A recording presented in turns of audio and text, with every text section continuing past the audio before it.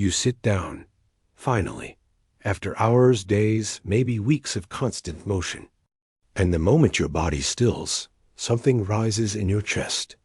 Not relief, not peace, guilt, heavy, suffocating guilt. Like you're doing something wrong. Like rest is a crime, and you're the criminal. Al-Ghazali knew this feeling. He called it the soul's poisoning, the belief that your worth is measured only by your output. This guilt doesn't come from nowhere.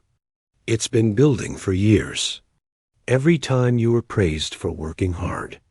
Every time you were told that success requires sacrifice.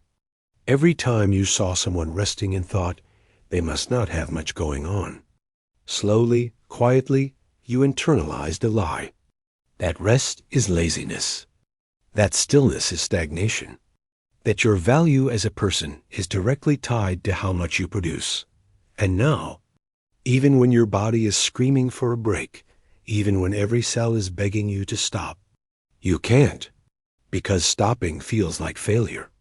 Resting feels like giving up. And doing nothing feels like being nothing. Al-Ghazali wrote about this in the 11th century. He described a society obsessed with visible achievement, where people measured their worth by their accomplishments rather than their essence. He warned that this way of living would hollow people out, that they would become so addicted to motion that stillness would feel unbearable. And here we are, 1,000 years later, living exactly what he predicted, that you wake up and immediately check your phone. Emails, messages, tasks. Your day hasn't even started, and you're already behind. You move through breakfast like it's a checkpoint. Shower while planning your meetings. Commute while listening to productivity podcasts. Every moment filled. Every second accounted for. Because empty time feels dangerous. Like a void that might reveal something you're not ready to face. And when the day finally ends, when there's nothing left to do, you don't rest. You scroll. You watch. You consume. Anything to keep the mind occupied. Because true rest, the kind where you just sit and breathe and exist, that feels wrong. Like you're wasting time. Like you're falling behind while everyone else is moving forward. Al-Ghazali said this constant motion is not productivity. It's avoidance. You're not running toward something. You're running away from something. From the quiet. From the stillness. From the uncomfortable truth that when you stop doing, you're not sure who you are. There's a voice inside you. It's been there for years. Maybe it sounds like a parent. Maybe it sounds like a teacher. Maybe it's just the accumulation of every expectation you've ever absorbed. And that voice whispers constantly, you're not doing enough. You're not working hard enough. You're being lazy. You're wasting your potential. And the only way to silence that voice is to keep moving, to keep producing, to keep proving. But here's what Al-Ghazali understood. That voice is lying. Because your worth was never contingent on what you achieve. It was never dependent on how productive you are. You didn't have to earn your right to exist. You were born with it. But somewhere along the way, that truth got buried under layers of conditioning. And now, rest feels like rebellion. You look at people who seem to rest easily, who take vacations without guilt, who say no without apologizing. And you wonder how they do it. What secret do they know that you don't? But it's not a secret. It's a belief. The belief that their value is inherent, not earned. That rest is not a reward for hard work. It's a requirement for being human. Most of us were never taught this. We were taught the opposite. That rest must be earned. That you have to exhaust yourself before you deserve a break. That productivity is virtue and stillness is sin. And so we run ourselves into the ground, waiting for permission to stop. Permission that never comes. Because the system that benefits from your constant motion will never tell you it's okay to rest. Al-Ghazali saw this trap clearly.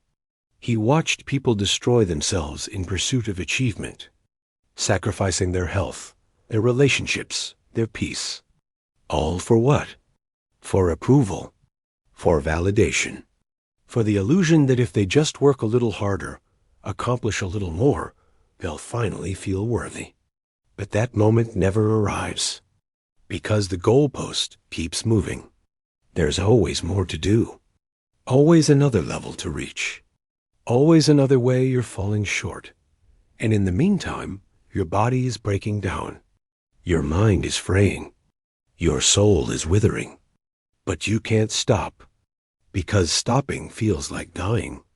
Like if you're not moving, you're disappearing. And so you keep going, even when it's killing you. There's a specific kind of exhaustion that comes from this. It's not the tiredness you feel after a long day of meaningful work. It's the bone-deep depletion of someone who has been running on empty for years, who has been producing without replenishing, who has been giving without receiving. Not because they want to, but because they believe they have to. Al-Ghazali called this the erosion of the self. When you spend so much time doing that, you forget how to be. When your identity becomes so tied to your output that without it, you feel like nothing. And rest, which should be nourishing, becomes terrifying. Because in the quiet, you might realize how little of yourself is left. You sit on your couch. The TV is off. Your phone is across the room. And for the first time in weeks, there's silence. And in that silence, something rises. Not peace, not relief, but panic, a tightness in your chest, a voice that says you're wasting time. You should be doing something. You should be productive. And so you get up. You find a task. You fill the void. Because stillness is unbearable. This is what Al-Ghazali meant by the soul's poisoning. The inability to rest is not a strength. It's a symptom of a life that has been so colonized by productivity that there's no room left for being. Every moment accounted for, every second justified, until you're no longer living. You're just producing, and the cruelest part is that this feels normal. You look around, and everyone else is doing the same thing, grinding, hustling, optimizing, and so you think this is just how life is. That exhaustion is the price of success. That rest is a luxury you can't afford. But Al-Ghazali would tell you this is not life. It's just existence. Hollow, mechanical, relentless. There's a moment that comes for some people. A breaking point. When the body finally says no. When the exhaustion becomes so overwhelming that motion is no longer possible. And in that forced stillness, something shifts. Not immediately, but slowly. The panic subsides. The guilt softens.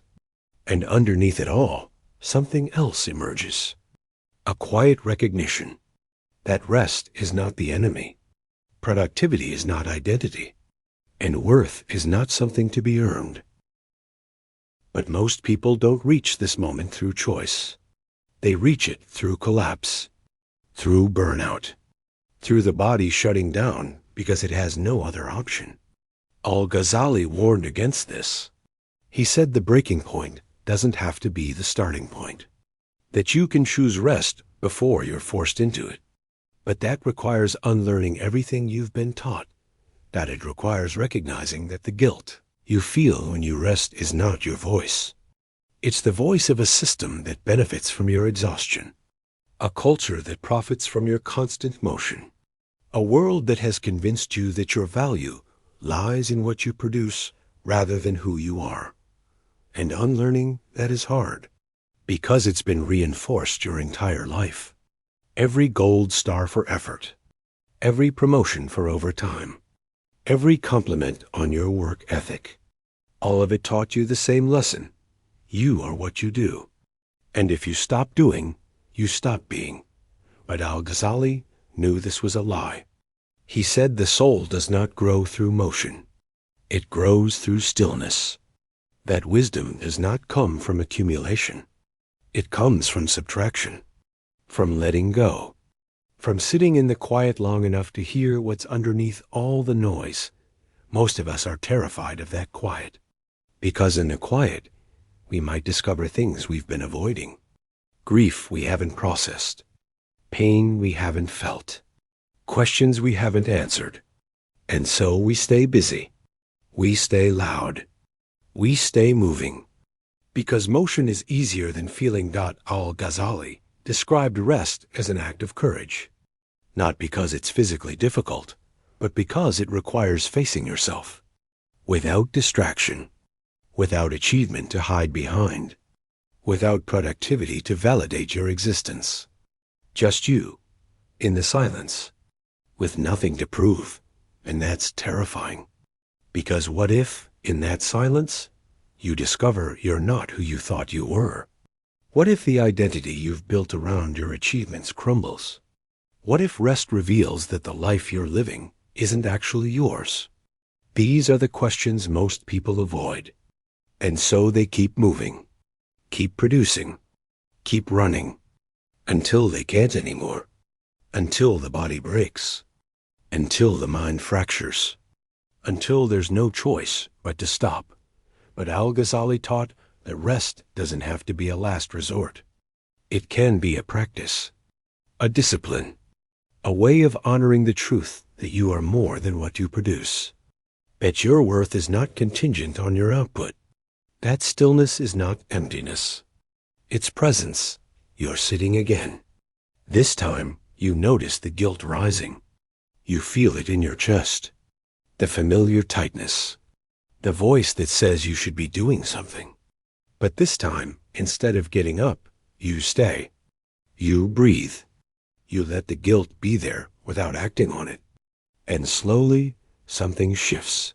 The guilt doesn't disappear, but it softens. And underneath it, there's something else. A quietness, a spaciousness. Not peace exactly, but the absence of urgency. And in that absence, you realize something. The world didn't end because you stopped. Your worth didn't evaporate because you rested. You're still here, still whole, still enough. Al-Ghazali said that rest is where the soul remembers itself, where it reconnects with the part of you that existed before you learned to measure your value by achievement. The part that doesn't need to do anything to be worthy. That simply is. And reconnecting with that part is not easy, because it requires letting go of the identity you've built. The one that says you're valuable because you're productive, successful because you're busy, important because you're needed. All of those things might be true, but they're not the truth. The truth is simpler and deeper. You are valuable because you exist. Full stop. Most people spend their entire lives never arriving at this truth. They work themselves into exhaustion, chasing validation that never fully satisfies, achieving goals that create new goals, resting only when forced, and wondering why, despite all their accomplishments, they still feel empty. Al-Ghazali would say the emptiness is the answer. It's the soul's way of saying this is not the path. That accumulation is not fulfillment. That motion is not meaning. And that rest, true rest, is not a break from life. It's a return to it. You're lying down now, eyes closed, not sleeping, just being. And the guilt is still there, lurking. But it's quieter, less insistent. And you realize something that Al-Ghazali knew centuries ago. That rest is not the absence of productivity. It's the presence of self. And in a world that constantly demands you to perform, to produce, to prove, rest is the most radical act of all. It's the refusal to let your worth be determined by your output. The decision to exist without justification. The courage to be still in a world that glorifies motion. And in that stillness, you don't disappear. You arrive.